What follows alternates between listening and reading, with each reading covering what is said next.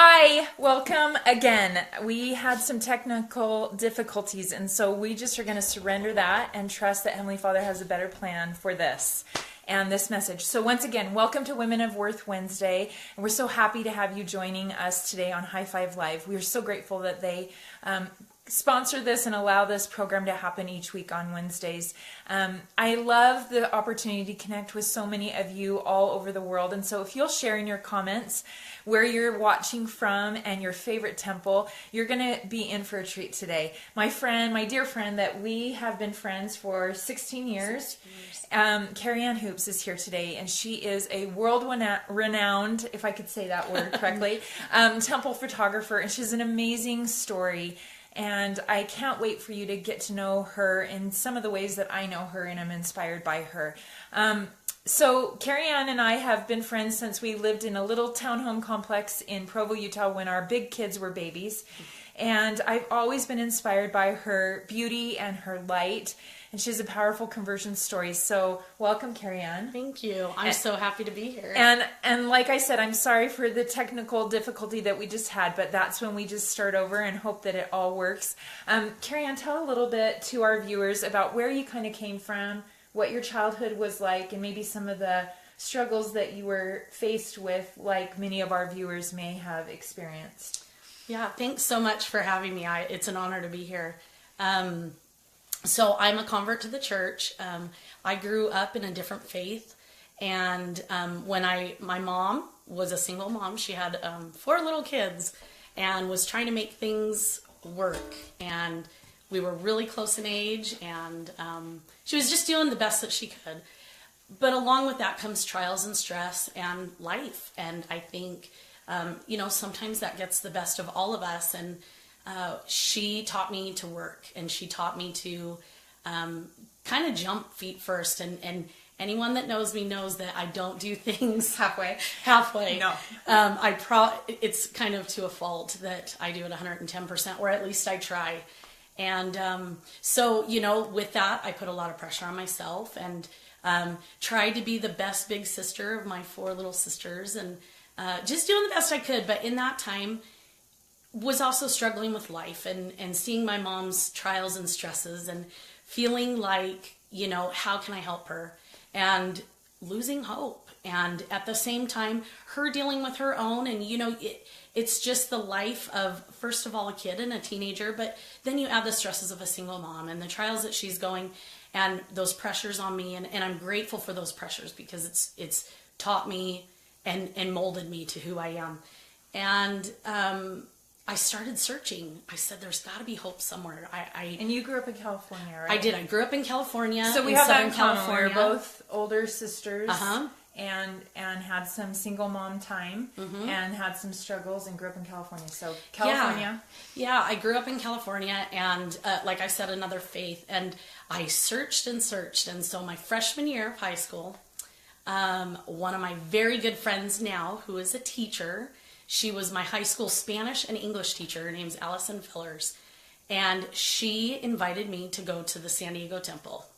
Wow. And it was the open house. So this was, I want to say it was back in 93, 94. I'm not sure. And we went. And when I was there, I found hope. I felt that spirit when I was there that I had been searching, that peace. And one of the comments that was made as we came through the open house was, this is for members of the church. And I thought to myself, well, I'm never going to feel this again because I'm not a member of your church. And shortly Which is the golden question, right? When you say, wait, I'm not a member of your church, every member goes, what? We can change that. We can change that. But it was more powerful than that. It wasn't just a religion, or it was the spirit that was in the temple spoke louder than any words or any testimony that could have been shared, because the spirit was there. And the spirit doesn't lie, and it's not complicated. And it you don't forget it. You don't forget those things. And I remember what I was wearing, and I remember those feelings that I was having as I was struggling as a 16-year-old teenager at that point. I just was trying to find peace. Well, I went home, and her and I had a great relationship. She was actually, I'll probably get her in trouble because she's still a teacher, but she would Teachers need shout outs right now, yeah. right? And she would let me run and get an ice cream for her for lunch or whatever. We had a great relationship. And years later, realizing she knew I needed her. Yeah. She knew that I needed that hope she that was she could give me. filling a gap in your life. She was filling a gap. And at the same time, she knew the feelings that I felt in the temple. She knew the spirit that I felt was real, and she wasn't letting that go. So from the beginning, you have had this kind of traumatic kind of growing up time where everyone was doing the best they can, which we all are, right? Yeah. And then you're invited to go to the temple, and you feel this amazing experience of just pure spirit. Yeah.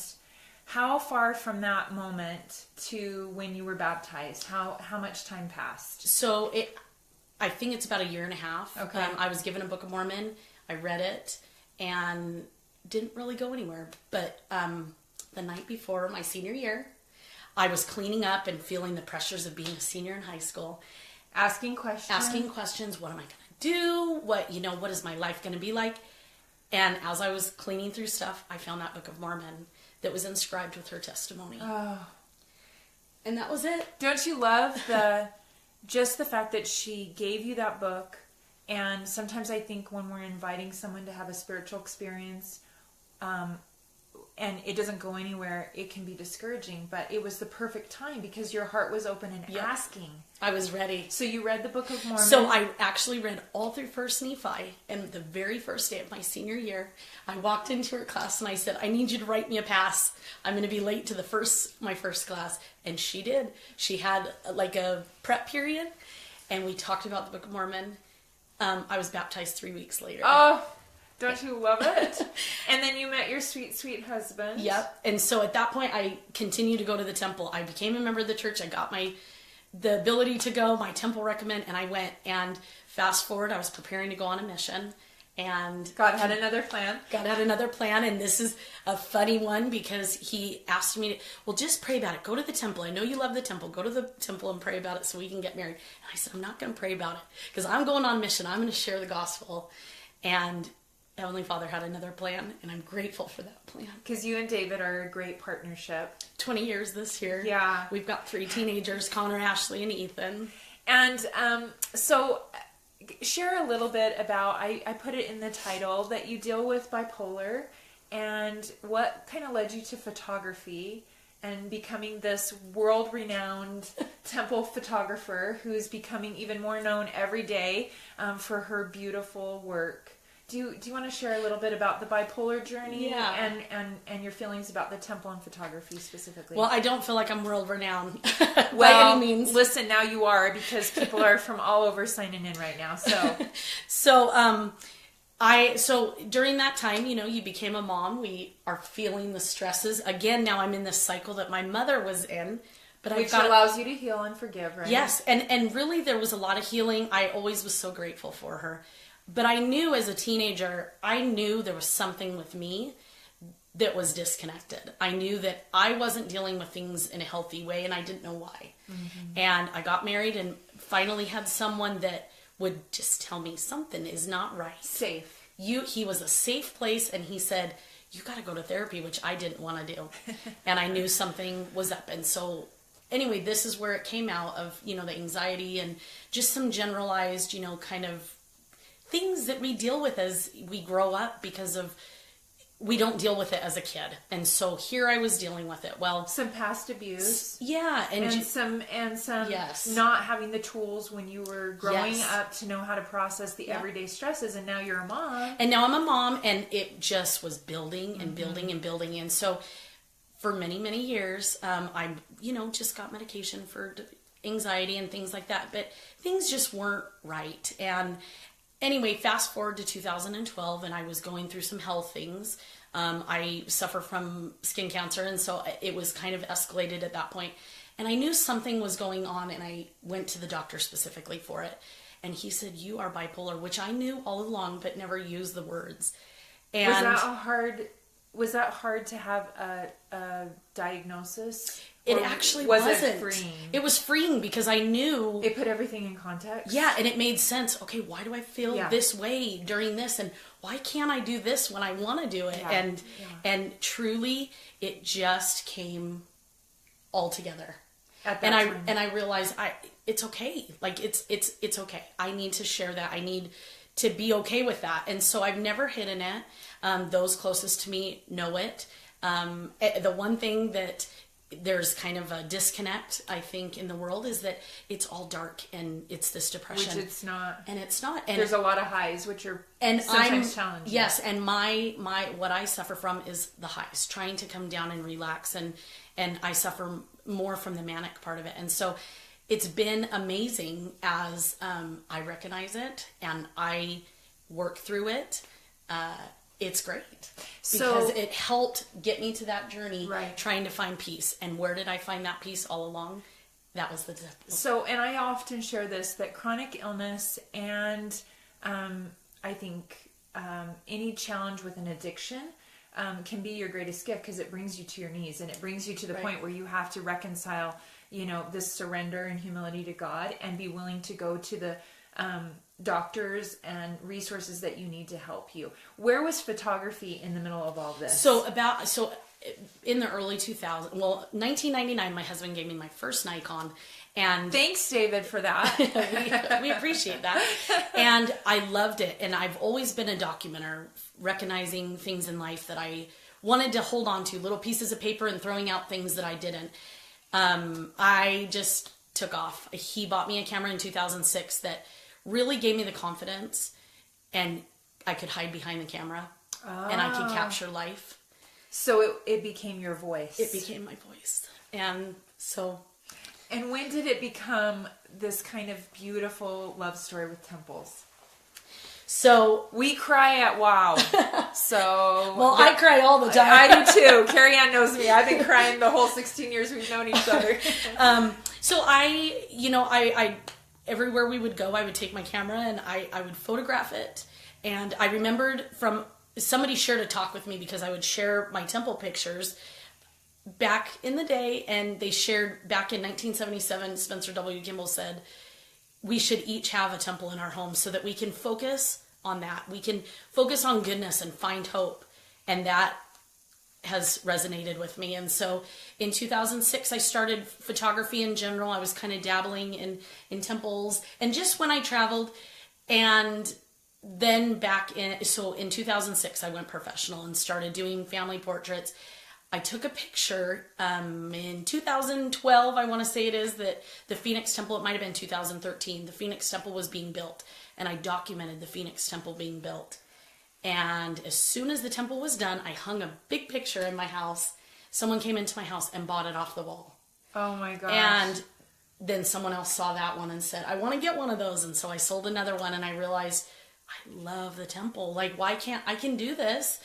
I'll just share it. And so probably the first 100 I gave away because I wanted people, and then I have the temple in their homes. And then I realized I really need to do this, and I need to travel because I love the temple. I want people to love the temple as much as I love the temple, but I want them to find hope. So tell me your feeling about that. How has the temple given you hope? And as we kind of circle back to where you came from, what you're dealing still with bipolar every day, and you're dealing with real life stuff with teenagers, and then like all of us, we deal with stuff from the past, and we think we've processed it all, and then it comes back up. How has the temple helped you in that healing process? Well, it's interesting. I actually had a meeting up here in Utah yesterday, and the same question was brought to me. I'm patient, and Heavenly Father's patient with us. And so in that process, I'm patient. Sometimes the shots don't come right along. Sometimes in the temple, things don't come to us right away, but if we're patient, it will listen to it. Like Heavenly Father will listen to us, but we have to do a part. And I want to share a thought that resonates with me. Yes, please. Anybody in my ward, anybody that's close to me has heard me say this, that life is like a camera. And Brother Williams, Nate Williams, I know he's loved this and captured this. Life is like a camera. Focus on the things that are important. hone in on the things that are important, because those other things, they're not important. Why focus on them? Because they're just extra baggage. Capture the good. So when you take that picture, that snapshot in your mind, capture the good, focus on the good things. If we don't, then we're going to focus on the negative, and that's not going to bring us peace. That's not going to bring us hope. Develop from the negative. So I love it. We know that I love analogies. open. I love analogies. So focus. You have a choice, just like with a camera and as a photographer, you could focus in, and oftentimes we see this where if you pan back, right? Am I saying that correctly? All of a sudden you're like, wait, that beautiful flower was in the middle of a mud puddle and no one saw the garbage around it. They just saw the flower because the photographer decided to focus on that. And what we focus on becomes what feeds us, right? That's exactly right. And I love that analogy of also understanding that as a photographer, you've had to develop patience. And oftentimes we hear about temple worship, and it's like, I've shared this before. You walk into the temple and you're like, wait, the problem is still there. It's still waiting for me when I come back out. Yes. But if you're patient and consistent about going and showing up, right, you're changed by that. Right. And so you have a choice there. You can grab onto the good. But here's the thing, life is hard. Yeah. And so there's negatives. Yeah. So you need to develop from those negatives. Develop from the negatives. Don't you love so that? You need to develop. I hope you're all tweeting this because those are some good quotes. So, and I wish it was mine, but you develop from the negatives so we can grab onto those negatives. We can focus on them. We can run over them over and over and just, and remember those grudges and all focus. Yes. Or we can develop from them, which is when our contrite spirit comes in. This is when we relax. This is when we can feel what we need to feel. And that's when we can be open. We can be teachable. And with that, here's the beauty of it all. That it's not going to work out all the time. And that's okay. But guess what? We get to take another shot. Yeah. And you find that with photography, right? I do. I find, so you take 300 shots and you get 100 that you love, and you can focus on the 200 that didn't work. Right. Or here's the beauty of it is that, I can take that other shot just like Christ came, and we have the atonement that we can reset, just like a sunset goes down every day, and we get a restart with that sunrise, and we have a clean slate, or we have an SD card on the camera that's blank, and we can start all over again and take those shots. And we have that choice to focus on what we want. And so really, I mean, we have the power. We are that powerful because we've been given that power to do that. With agency. To choose that. Yeah. And here's the thing. If we don't take that other shot, then we're living not finding that hope, but that's the beauty. And not developing. And not developing at all. We're not focusing. We're not developing. So quickly, life is like a camera. Focus on the things that are important. I love that. Capture all that good. Grab it. Develop from the negatives. And throw the stuff you don't want. But some of those things, those negative things, are really good. That's what builds us. So your process of photographing the temples and that love story that started at the beginning at the San Diego temple. I hate to ask you this. People ask me this about my books. What's your favorite temple? And it is my least favorite temple, or my least favorite question. I love the San Diego temple because of the connection. That's where it began, right? It began. But I will tell you, the experiences at each of them have become my favorite. I recently had the opportunity, my friend Alan Fulmer and I, he's also a Haven Light artist. We had the opportunity to go down to Tijuana, Mexico, and we photographed the temple. We were the only ones on the grounds. And both of us, the spirit, we kind of would look at each other in the middle of the shoot like, is this happening? The spirit that spoke to me that day as I sat in the quiet of my mind behind my camera and no one around and the wind blowing, and I'm looking at this temple and I'm seeing this temple that was built for all these people that would come to the San Diego temple, and I knew that. They would come up in the buses and drive. My heart was so full as I knew they had this temple that was right there for them. Yeah. And so we walked out of the temple grounds. And he kind of looked at me and I kind of looked at him, and I'm like, this was epic. I mean, it was, and I don't know his words or how, but I know the spirit because we spoke a little bit about it. the temples are there so that people can find hope. They are beacons of hope. And they can find answers, and you don't have to just be in them. You can be on the grounds. I didn't go in the temple. Yeah. I was on the grounds, and I felt that. And I love that. I promise that if you go to the temple, you will feel it if you do your part. None of this happens without our part. Our agency to choose. Right? We have to do that. So we have to be an active role. We have to be an active participant in this. And really, to wrap it, my side of that, this is why I do it. I photographed 37 temples last year. Wow. I did 7 yesterday, 2 today. Here in Utah. And more to come because more temples are coming, thank goodness. More are coming. I'm leaving on Saturday. I'm going to Cancun to do the Merida, Mexico temple. Wow. I've got 2. That'll be my second international. Well, and before we say goodbye and share where people can find you, I just wanted to share, many of you are watching from places where you don't have a temple. You don't even have a temple grounds to go to yet.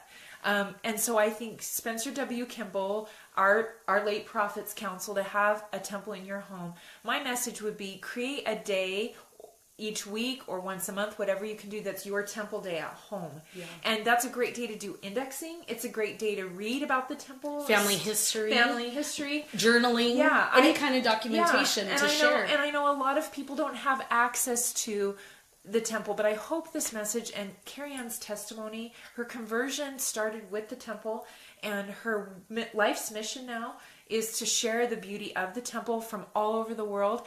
And I see so many of you. Washington, D.C., I know is about to close down for a while. It is. And I know a lot of the people that watch these messages from DC are feeling sad that their temple's going to close down. And I think what I love is that wherever your temple is, create that as your favorite temple because you keep going back in your patience like you shared.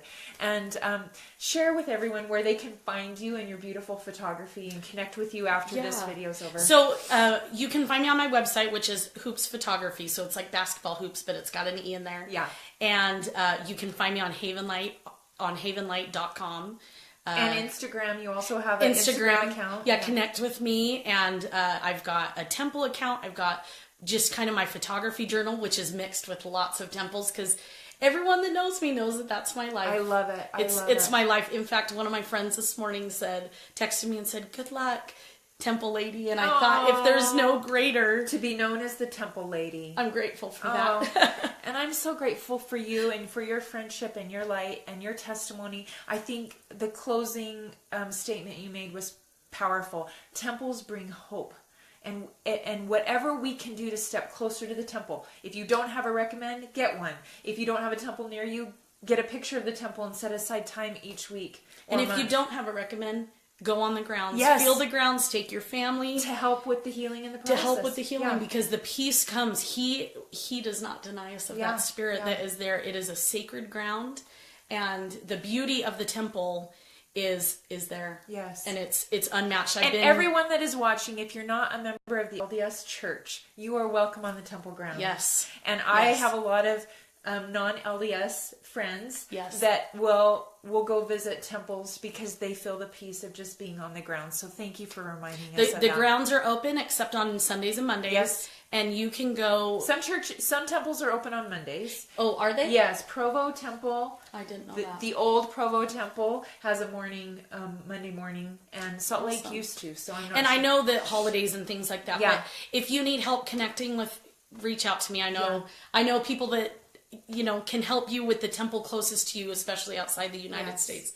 Just connect with me. I'd love to hear your stories and share mine of the love for the temple. Thank you, Karyann. Thanks for testifying in such a pure, powerful way, which is how you always live your life. And thank you for all of you. We see from Haiti, from Sweden, so many of you have joined from the States, and we're so grateful that each week we get to come back and be together and share. Please share this message with someone that may be needing the hope of the temple in their life today. And maybe they struggle with bipolar, maybe they've come from a past of abuse or struggle, and they need that hope. And I hope you will share this message with those that you love today. And welcome to all those that are just joining us for the first time of Wow Wednesday, and we'll see you next week.